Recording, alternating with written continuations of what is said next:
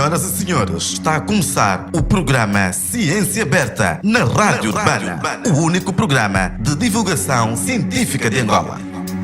Ora viva, ora viva! Muito boa tarde a todos, muito boa tarde a todas. Estamos aqui mais uma vez para o nosso Ciência Aberta na Rádio Urbana, o único programa de divulgação científica de Angola, pelo menos por enquanto, não é, Luquênio? Como sempre está comigo aqui no estúdio o Luquênio. Boa tarde, Luquênio. E temos hoje também como convidado especialíssimo o professor Hilário Periquito. Viva, professor! Obrigado, doutor Felizardo. Boa tarde e boa tarde a todos os telenautas, é isso? Telenautas e telespectadores. Aliás, sim, bem. Telenautas, telespectadores e radioouvintes, no caso, né? Obrigado. Mas é bom dizer que hoje estamos apenas a transmitir em direto pela rádio. Então, os que nos assistem pelas redes sociais estão provavelmente a assistir-nos depois do programa.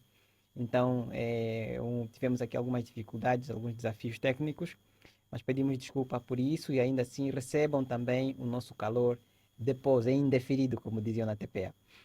Então, mais uma vez, muito boa tarde. Nós vamos aqui então fazer a conversa com o professor Hilário.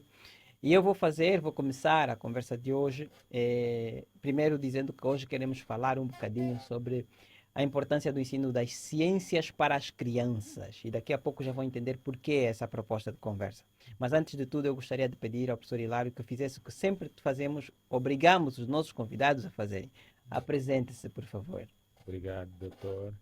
Em primeiro lugar, agradecer o convite, que é muito especial para mim. E eu já aguardava esse convite há muito tempo e é uma grande oportunidade de falar desse tema. Hilário Periquito Eurico, eu gosto de me identificar mais como investigador, porque descobri que para ser um bom professor, né, ou um docente universitário, é necessário primeiro apostar por esse lado, para depois fazer então jus ao que se diz, né, e ensinar o que se investiga e investigar o que se ensina. Também sou docente universitário e pronto. É o básico. Ao longo da conversa, com certeza, vamos tirar dessa caixa. Sim. Vamos tirar dessa caixa outras coisas também. Então, já agora, voltando à questão da sua apresentação. É professor no ensino superior, mas as suas pesquisas são muito voltadas para o ensino primário. Certo. E antes de falarmos das suas pesquisas propriamente ditas, eu gostaria de saber, tem experiência já também de trabalho no ensino primário ou não? Só de pesquisa? Tenho experiência. Já deu aula? Já. Ou seja, eu, graças a Deus, comecei mesmo da base. Uhum. Comecei primeiro a ser professor no ensino primário, depois professor do primeiro ciclo, depois professor do segundo ciclo e agora do ensino superior.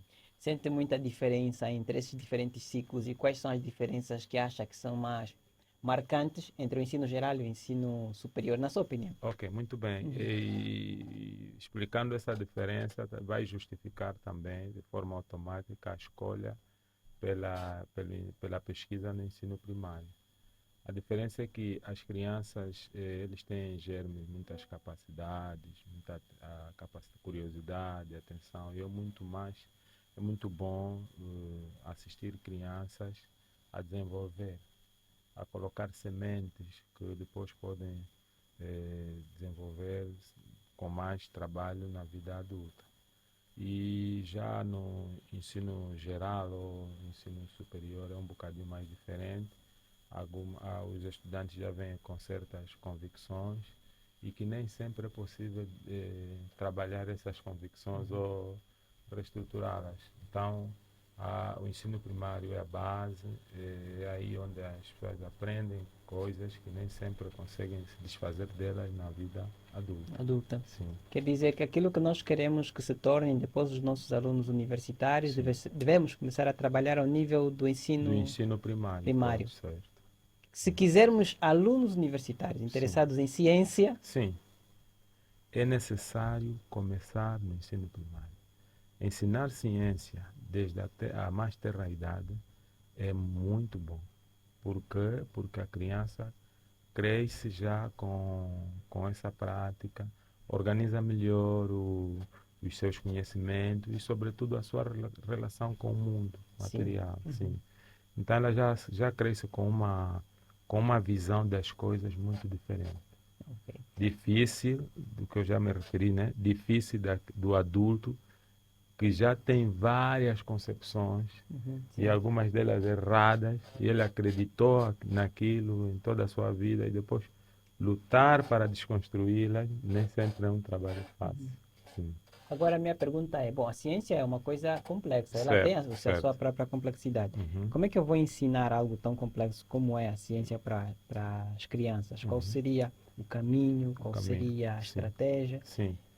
E aí, se calhar, isso já abre espaço para falar um pouco daquilo que faz enquanto pesquisador também. Muito bem. Pois, ensinar ciência nas crianças pode-se começar a partir dos elementos do dia a dia. Porque, tendo em conta a complexidade da própria ciência e na qualidade de data, né, é necessário olhar primeiro pelo nível cognitivo da criança. É necessário fazer a equação entre o nível cognitivo da criança e o conteúdo, se ela é capaz de assimilar ou não. Mas começando nos elementos do dia a dia, nós aí conseguimos ensinar os primeiros elementos da ciência na criança, que é, por exemplo, a pergunta. Por que isso é assim e não é assim? E as crianças têm isso por natureza. Elas são curiosas e perguntam. E a ciência também tem esse elemento, que é a pergunta. Logo, na pergunta das crianças, ou para satisfazer a curiosidade das crianças, podemos utilizar alguns conhecimentos, alguns métodos da ciência para satisfazer essa curiosidade. E como a criança, quando se sente satisfeita, através da sua característica, ela não para. Ela continua, e ela própria continua. Aí vem já a criatividade. Sim. E depois a reflexão. Então, se isso é assim, eu posso fazer dessa maneira. Então, é aí onde começa a importância do ensino das ciências na criança. E isso começa a fazer, então, começa a constituir o corpo de conhecimento da criança. Ela começa a olhar as coisas de uma maneira diferente. Vai saber como é que a planta cresce, por que a água é importante no crescimento da planta. Já não será só uma coisa assim de ouvir ou de ver, mas sim algo que ela própria também sabe e que pode testar. Sim, exatamente. E aí vem uma outra pergunta que é Sim. importante. O campo da pedagogia, Sim. não só em Angola, mas no Sim. mundo todo, discute muito, tem um debate entre pedagogia moderna e pedagogia tradicional. Uhum. E podemos falar um pouco, e também a pessoa pode falar um pouco sobre o que seria isso para as pessoas que não fazem parte do campo da pedagogia, Sim. não estão acostumadas a essa discussão, se calhar compreenderem um pouco melhor o que é. Ok. Mas a pergunta que eu tenho a colocar é, o nosso sistema de ensino em Angola, me parece que é maioritariamente um sistema de ensino de tipo tradicional. Muito bem. E a pergunta é, isso facilita ou não esse tipo de aprendizado que produz cientistas mirins? Sim. Então eu queria começar primeiro por explicar Sim. isso de pedagogia tradicional e pedagogia moderna, para que os nossos ouvintes consigam compreender a pergunta que eu lhe coloquei. Sim. Ok. É uma pergunta muito interessante, Dr. Felizardo. São critérios muito básicos para diferenciarmos a pedagogia tradicional e a moderna. Isso é para facilitar a compreensão. Sim. É a questão da posição do aluno. Na pedagogia tradicional, o aluno é passivo. O professor é o centro das atenções. As coisas estão mais voltadas para o professor. Já na pedagogia moderna, é o inverso. O aluno é o centro. O aluno é o centro e também é um elemento aprendente. É um objeto ativo, proativo na construção do seu próprio conhecimento. Ele constrói o seu conhecimento. O professor ajuda, o professor orienta ele a construir o seu conhecimento. E os conteúdos devem ser contextualizados no sentido de haver significância daquilo que ele aprende para poder, então, aplicar, porque isso aumenta a própria motivação do aluno, quando descobre que o que eu aprendi aqui, consigo aplicar aqui ou acolá. Então, de forma muito básica, é essa a diferença. Agora, para o nosso caso, da pergunta que coloca, é um bocadinho difícil. É um bocadinho difícil porque a formação, muitas vezes, há muito pecado na questão da formação na questão da formação dos professores, porque os professores tendem mais a aplicar ou a se posicionar na pedagogia tradicional. Por quê? Porque não tem uma formação, ou seja, há muitas lacunas na formação que lhes dificulta se posicionar como professor da pedagogia moderna. Que lacunas, por exemplo? Para não falar assim do ponto de vista geral, por exemplo, no caso do ensino das ciências, é a formação. A formação, o conhecimento profissional. O conhecimento profissional sobre o ensino das ciências. Vamos só fazer um exercício muito básico. Quais são os professores que trabalham no ensino primário? Okay. Qual é a sua formação inicial? Em Angola temos o problema de a educação ser a via mais fácil onde as pessoas conseguem pelo menos um ganha-pão, enfim. E nem sempre estão preparados didaticamente, pedagogicamente para trabalharem no ensino primário. Primeiro. Segundo, temos a questão das formações contínuas, que é mais a base de uma formalidade, em muitos casos, né? Uma formalidade. Os professores vão lá e não refletem como tal o processo. E então, todos esses fatores jogam negativamente para o professor se posicionar sempre naquele tipo de pedagogia que mais lhe favorece. Por quê? Porque ele não tem ferramentas que permitem colocar o aluno no centro das atenções. Então, é mais fácil ele ser o centro das atenções e fazer o inverso para a questão do aluno. Tá. Esse é o problema. Então, um investimento na formação, Sim. eventualmente, resolveria um pouco desse problema. Sim, minimizaria o problema. O investimento na formação inicial de professores e uma formação contínua que atende às dificuldades dos professores. Okay. Sim, por exemplo, uma formação, reflexão, ação. Isso seria o ideal, porque temos estado a pecar muito na formação contínua. Muitas vezes dá-se muitas formações, fala-se de muitas formações, mas nem sempre essas formações atendem o verdadeiro problema dos professores. Então, uma formação, ação, reflexão, nesse modelo, penso que seria uma boa maneira de começarmos a resolver esse problema. Okay. Sim. Eu quero trazer a questão para uma outra esfera, que é a esfera familiar. Certo. Temos a deficiência de formação dos professores. E na Sim. família? De Tá. que forma... Sim. Sim, pode falar, doutor. Da família, como é que a família pode ajudar a desenvolver também esse espírito mais reflexivo e Sim. esse espírito, vamos assim dizer, que ajude a produzir futuros cientistas nas crianças? Muito bem. Aí estaríamos a falar sobre a relação entre a escola e a família. Porque o aluno, por exemplo, quando realiza uma atividade experimental, não é? Claramente que vai querer partilhar isso com o pai ou a mãe. Papá, afinal isso não é assim, isso é assim. Papai, eu posso fazer isso e não isso. Logo, o pai ou a mãe tem de ser amigo do professor para o professor poder explicar os processos que o aluno está a viver na escola. Por quê? Porque quando o aluno é experimentado nesse tipo de ensino, ele passa a refletir bastante e a desenvolver o espírito crítico. E se encontra também esse ambiente, ou se o pai ajuda esse ambiente na escola, então é uma grande ajuda. Uma grande ajuda, por exemplo, na questão dos materiais, do dia a dia, das experimentações que ele vai poder fazer em casa. O pai deve estar por dentro desse processo. por mais que não no seu todo, mas pelo menos ter algumas noções elementares de que há experimentações que o menino vai fazer, há questões que ele vai fazer, está ele sentir isso como um ambiente normal. Alguém que vai dialogar com o filho sobre esses processos.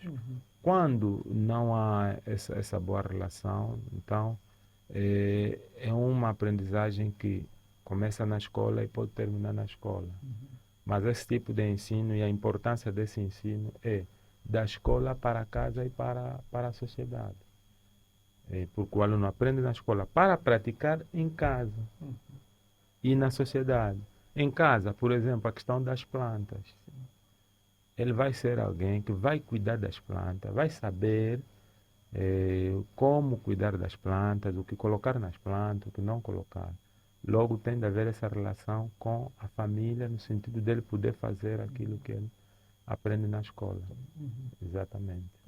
Agora vem outra vez, é uma mesma pergunta, Sim. com um outro elemento, que também e a nossa educação. A pessoa estuda, pesquisas que fazem lhe permitem também caracterizar de alguma forma a nossa educação. Sim, sim.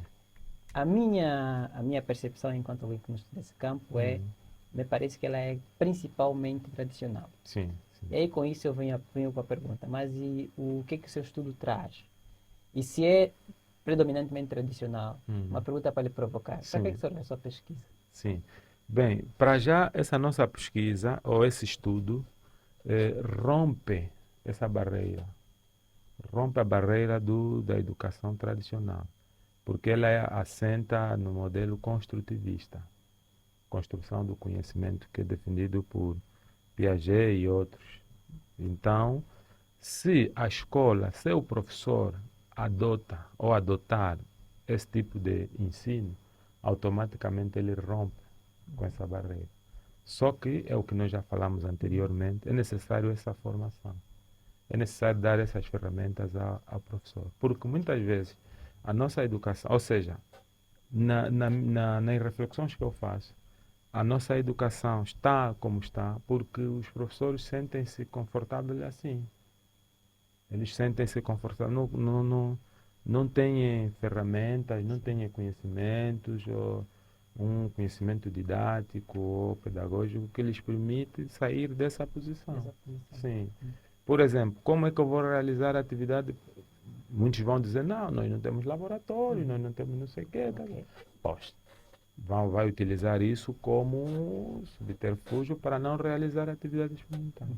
Mas se for alguém, por exemplo, aqui com as devidas aspas, Hilário Periquito, eu sei que mesmo pela formação que tenho, conhecimento profissional que eu tenho, mesmo sem o laboratório, é possível realizar esse tipo de ensino.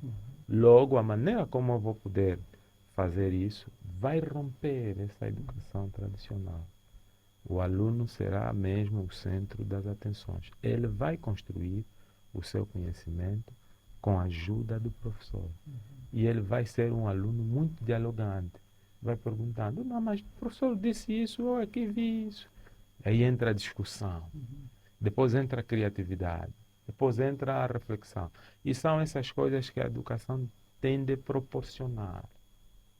Que é o espírito crítico, criativo e reflexivo. E é exatamente isso que transforma.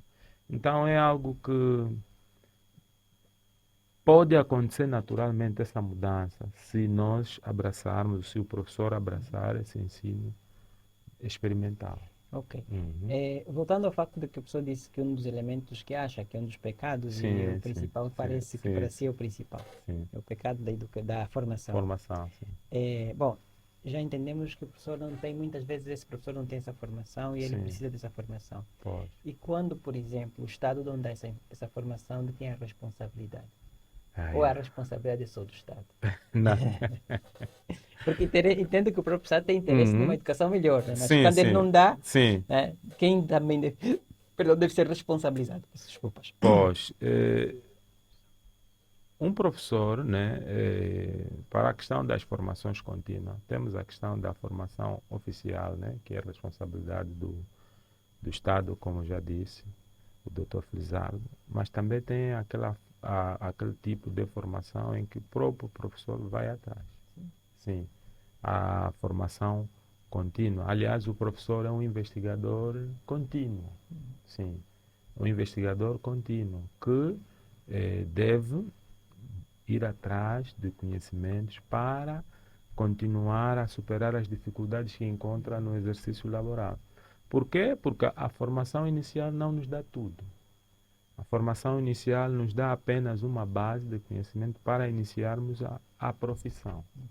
Mas, ao longo da profissão, nós vamos ir atrás daqueles conhecimentos, daquelas formações que completam. Aliás, o processo de ensino-aprendizagem é muito dinâmico, muito contextualizado. A Covid, por exemplo, é um exemplo que nos ajudou a entender que há necessidade urgente de ressignificarmos as práticas, os lugares e outras coisas mais. Logo, é de responsabilidade do professor, naquela vertente de investigador contínuo, ir atrás desses conhecimentos, Esse é o dessa mundo, esse é o investigação. mundo ideal. Certo. E na prática, o que acontece? O que eu quero dizer é, o Sim, mundo ideal é um professor que tenha esse interesse, que tenha essa exatamente. iniciativa. Mas e Pode. na prática? Eu pergunto isso porque eu sei que fez pesquisa também, Sim, né, sobre o ensino experimental das ciências. pode. Bem, na prática é mesmo fazer a formação como tal, né? Vou reformular a Reformular a pergunta. pergunta. Ok, Na prática, os sim, nossos professores estão a fazer esse exercício sim. de buscarem por si próprios se superarem, Ah, para fazerem, para trabalharem como catalisadores da curiosidade das crianças, ou estão a fazer o inverso, estão a transformar as crianças em robôs que só repetem. para o caso da Angola, do estudo que fizemos, não há essa vontade. Dos dados que temos, não podemos generalizar, né? Sim, sim, sim, Sim, sim. não podemos generalizar, mas do artigo que temos, né? Atividades, prática, análise curricular, Sim. isso está publicado. Os professores não mostraram muito essa vontade.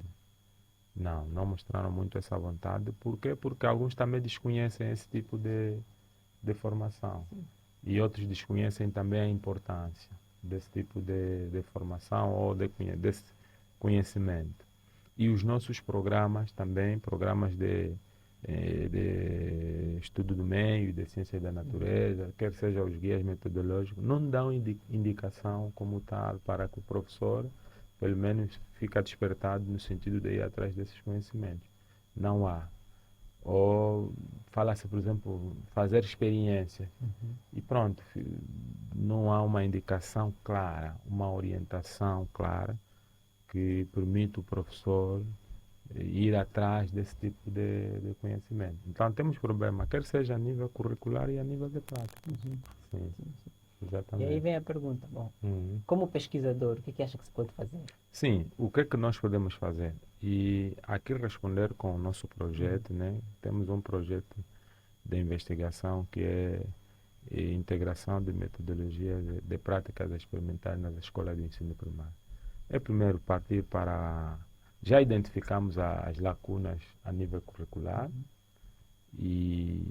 mas também verificou-se que os conteúdos programados são suscetíveis de realização de ensino experimental das ciências.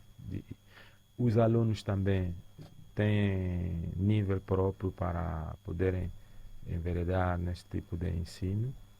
Entretanto, como isso já existe, esse trabalho já foi feito, até já identificamos os temas e já construímos algumas atividades que podem ser realizadas naqueles temas.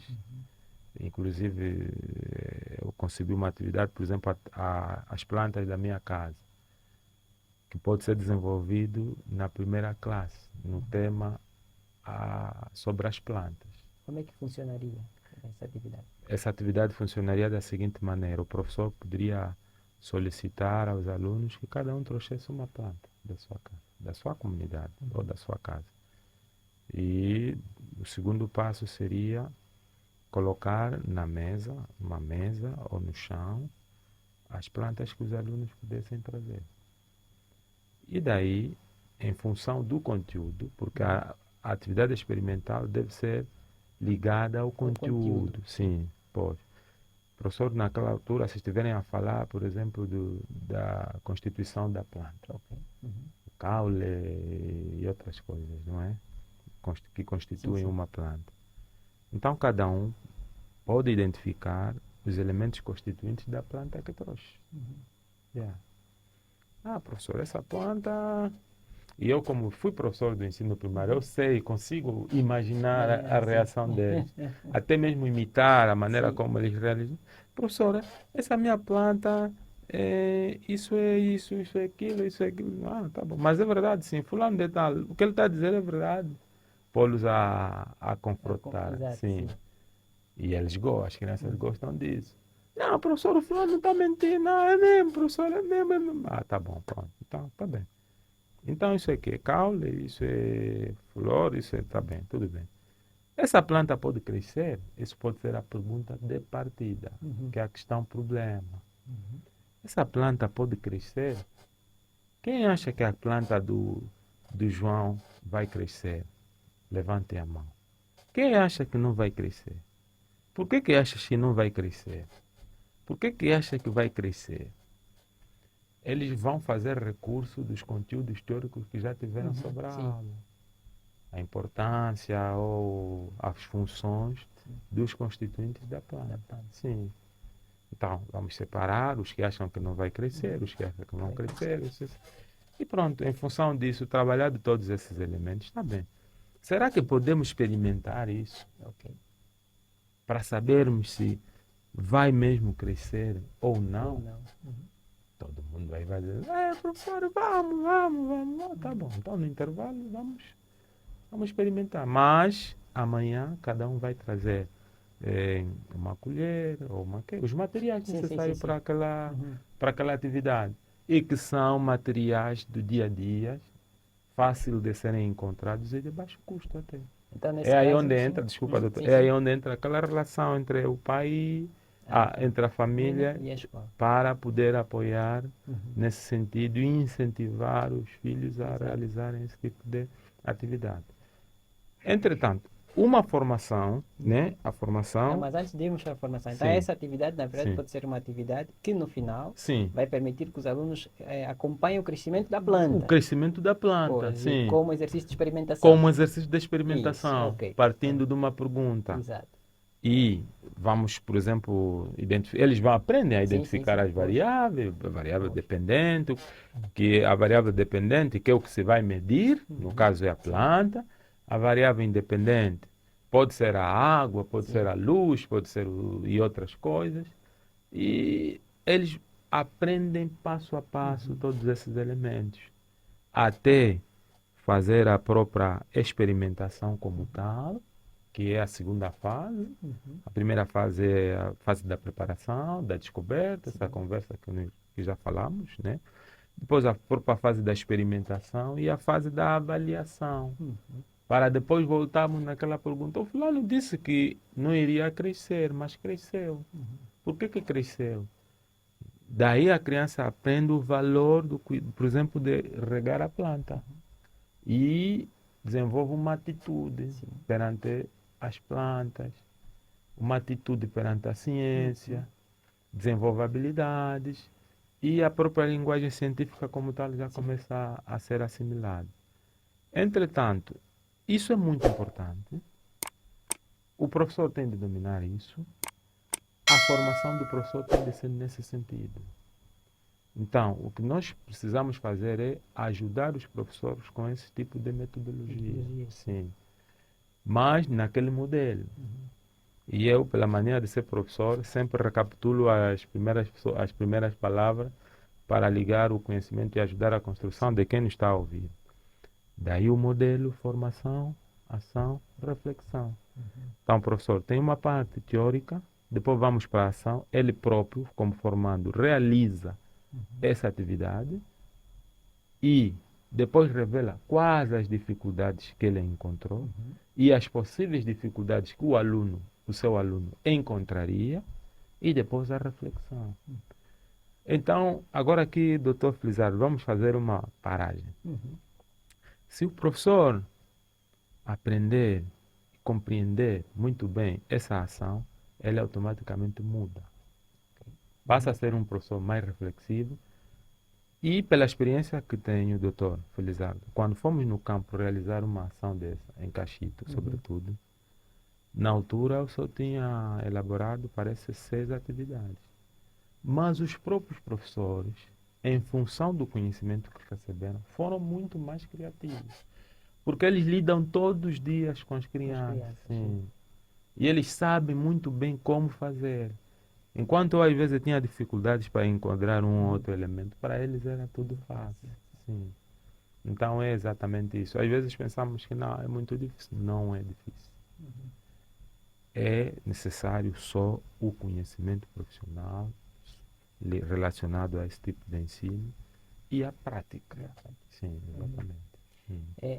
Aí entra uma outra coisa para pensarmos e, bom, entendemos o papel do professor e, sobretudo, o papel do professor que tem acesso a algum tipo de formação. Muito Entendemos bem. o papel da família. Sim.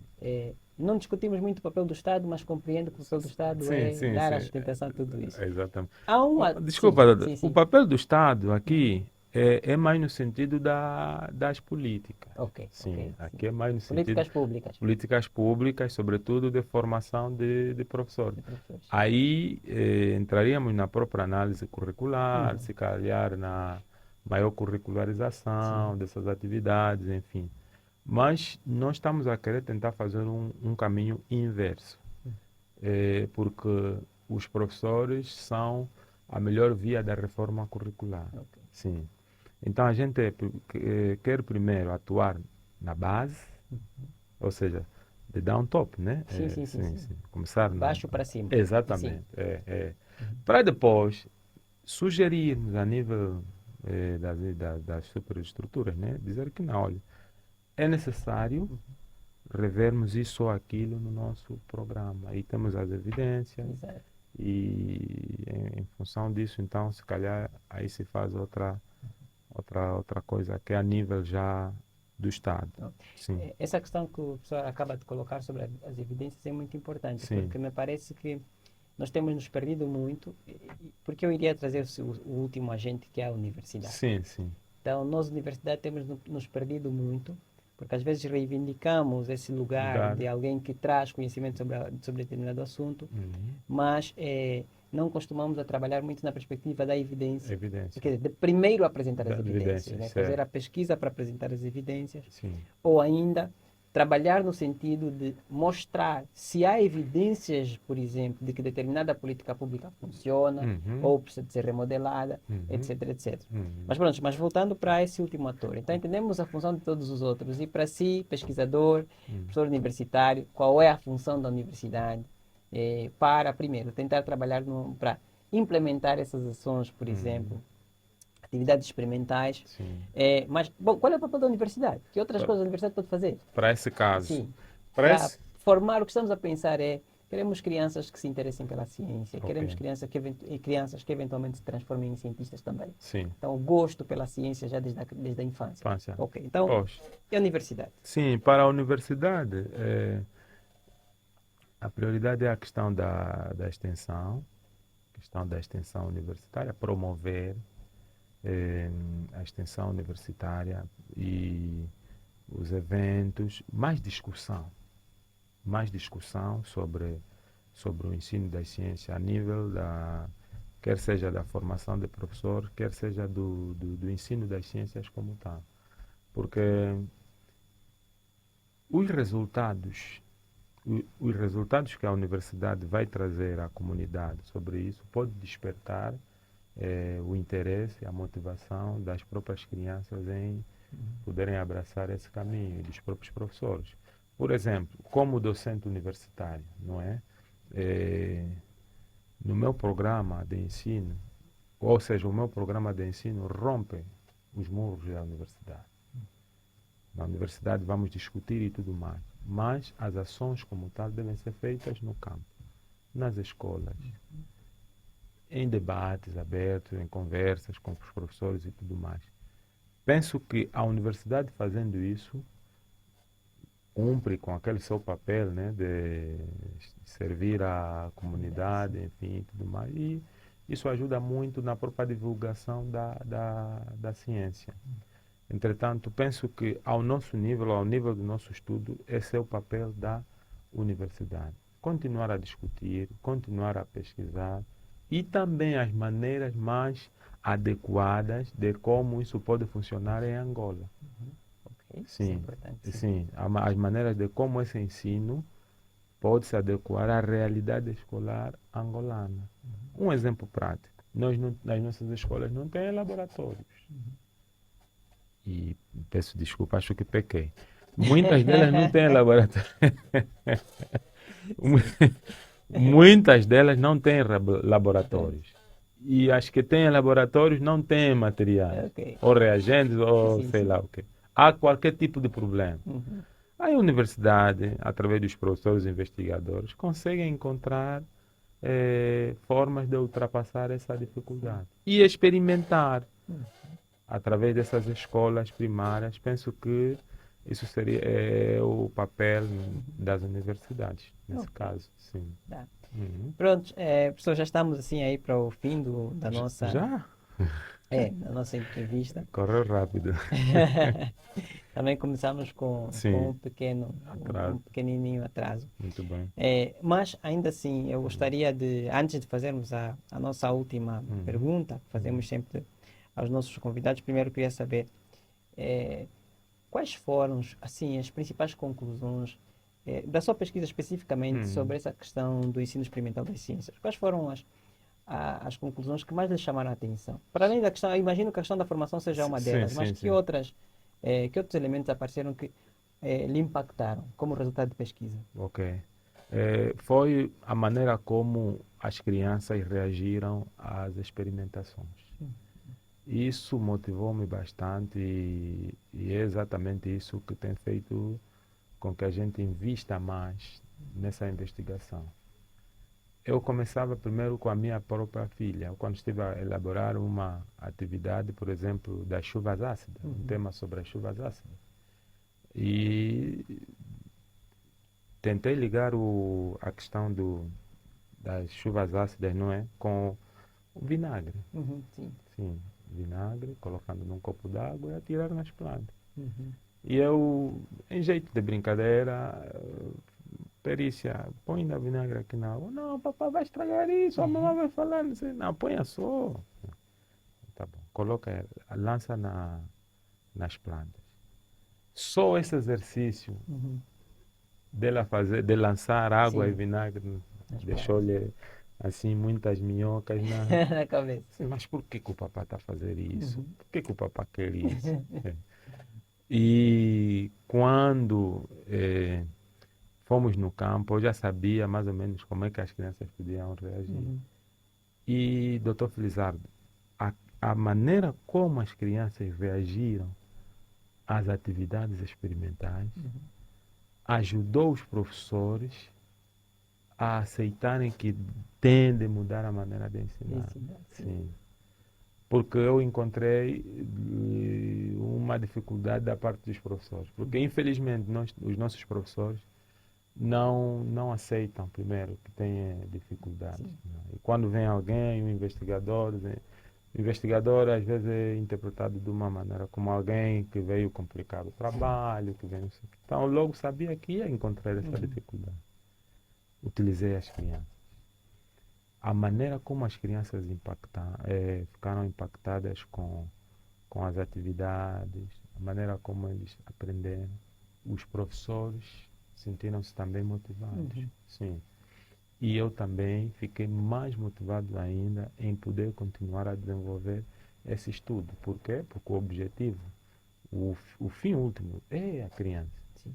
É a literacia científica da criança. É a alfabetização científica da criança. Logo, o professor é um veículo. Quando atingi as crianças e a reação foi boa, logo percebi que o próprio professor também depois podia aceitar desenvolver o ensino dessa maneira. E hoje hoje tenho certeza que em Angola é possível. É possível as crianças desenvolverem esse tipo de ensino. Então, esse foi um dos resultados. O outro resultado também que me impactou é a análise curricular que nós fizemos. Também percebemos que essa lacuna dos professores também tem a ver com a forma como os nossos programas, os guias de estudos também estão elaborados. O programa das disciplinas. Das disciplinas, não fazem menção a esses elementos. Sim. E isso também impactou negativamente o próprio professor em ir atrás desses conhecimentos. E depois a questão da própria prática como tal, não é? Porque nós sabemos que as crianças, quando aprendem e sabem o que estão a aprender na tenra idade, passam o ensino primário, quando vai para o primeiro ciclo, vai aprender a química, a biologia, a física, já vai com um conhecimento prévio, esse é o termo mais adequado, com uma concepção prévia muito bem estabelecida. E o segredo do ensino das ciências são mesmo as concepções prévias que as crianças têm sobre as coisas. Então, ajudar as crianças a negar ou a confirmar essas concessões, Dr. Felizardo, é muito bom. Dá um prazer enorme, Dr. Felizardo. Muito bom. Você sentir as crianças se sentirem como cientistas ou a descobrir os caminhos que os cientistas utilizam para chegar a determinadas conclusões. A questão da previsão, porque ele vai prever, a partir da pergunta, ela vai prever, depois vai refletir, afinal, se isso é assim, isso é muito bom. Muitíssimo bom, Dr. Felizardo. Isso me impactou bastante. E esses foram os resultados que, em forma de pitch, quando falo para alguém, logo identifica, não, está a fazer um bom estudo. Sim. E os resultados animam bastante. E agora queremos maximizar. E porque é um estudo cujo impacto é a longo prazo. Sim. O impacto é mesmo a longo prazo. Quer seja a nível dos professores, quer seja a nível dos alunos. Outra coisa boa é o quê? É a possibilidade que o estudo dá de o próprio professor participar na construção do próprio conhecimento, na adequação das próprias atividades e quando os professores sentem-se valorizados, é um uau. Sim, Fantástico. Riquito, então, a nossa pergunta de fecho do programa, né, do quase fecho do programa é: de que forma acha que o seu trabalho contribui e colabora para melhorar as nossas condições enquanto país? Primeiro é na atitude, e o trabalho responde àquilo que são os desígnios do país através da Lei Geral do Trabalho, que é a formação de homens capazes de forma técnica, científica e tudo mais. E começar isso no ensino primário vai ajudar a resolver muitos problemas que nós hoje temos no ensino superior. Por quê? Porque há quem hoje entrou na universidade, saiu, viu metodologia, mas a questão das variáveis, linguagem científica já não entra. E já não entrou praticamente. Por quê? Porque quebrou-se muitas etapas. Sim. Mas se as crianças aprendem isso na tenra idade, então na vida adulta eles vão desenvolver. Logo teremos mais cidadãos angolanos a enveredarem para a carreira de investigação científica, quer seja homens como mulheres. Porque hoje eu sinto, se bem que não fiz nenhum estudo sobre isso, mas não há muita apetência de jovens e outros a enveredar nesse sentido. Então, se fazermos um bom trabalho de base, teremos cidadãos mais críticos, que é o que se precisa, mais criativos também, para dar soluções a determinados problemas sociais, a discutir, por exemplo, questões controversas, né? Questão de fábrica, questões não sei de quê. Uma opinião. Hoje, se fizermos uma pesquisa e perguntarmos, por exemplo, sobre determinada coisa que acontece no país, o doutor vai medir as opiniões, não tem consistência, sabe? Porque não tem bases científicas para... E logo tudo passa. Então, quando termos uma população mais literada cientificamente, até o nível da discussão, doutor Felizardo, até o nível da discussão Vai mudar. vai mudar. Não vamos discutir mais sexo dos anjos, não vamos... Quer dizer, pode mudar alguma coisa. Então, mas isso é, como eu já me referi, é algo que se mede a longo prazo. Claro, sim. Sim, é a longo prazo, mas tem essas vantagens. Ok. Sim. Muito obrigado. Não sei se quer acrescentar mais alguma coisa. Bem, talvez agradecer imenso por me dar essa oportunidade de falar um pouco sobre a importância do ensino das ciências e aproveitar também, não sei se é possível ou não, às vezes eu gosto de quebrar regras. Eu sou muito grato ao Dr. Felizardo porque esse estudo também fui muito ajudado, sobretudo nas questões metodológicas, de como devia ser a metodologia desse estudo e a maneira como o Dr. Felizardo tem aconselhado para desenvolver esse estudo tem sido muito fundamental. Bom, esse é um pouco o trabalho também dos pares na Dos ciência. pares, né? ok, ok. Então, a responsabilidade é uma responsabilidade compartilhada, vamos assim Sim, dizer. sim. A qualidade dos estudos que se publicam. E todos Certo. nós temos a responsabilidade de fazer Sim, esse exercício, de colaborar pois. com os outros. Né? Uhum. Então, é nessas vestes que colaboramos. Ok. Então, Yeah. Priquito, muito obrigado pela sua participação, parabéns pela sua pesquisa e eu espero que continue a fazê-la. Obrigado. Nós aqui, o Ciência Aberta, acreditamos que a ciência deve ser de facto aberta, Muito deve bem. ser democratizada. Isso significa que quanto mais pessoas... Gostei muito da expressão que usou, literacia, como é? Literacia científica. científica, Alfabeto, sim. exato, infantil. Infantil, sim. Pois, falamos da literacia científica muito e muitas vezes nos esquecemos que quando estamos a lidar com crianças também é literacia científica. Exatamente. É. Então, gostei muito de ter introduzido essa questão. E, mais uma vez, para o Ciência Aberta, foi um prazer tê-lo cá no programa. Esperamos tê-lo também em outras oportunidades. A todos os nossos ouvintes, muito obrigado por mais um sábado de Ciência Aberta. Então, um grande abraço. Estamos juntos de novo na próxima semana com o próximo Ciência Aberta. Até lá. Obrigado. Até lá. Tchau.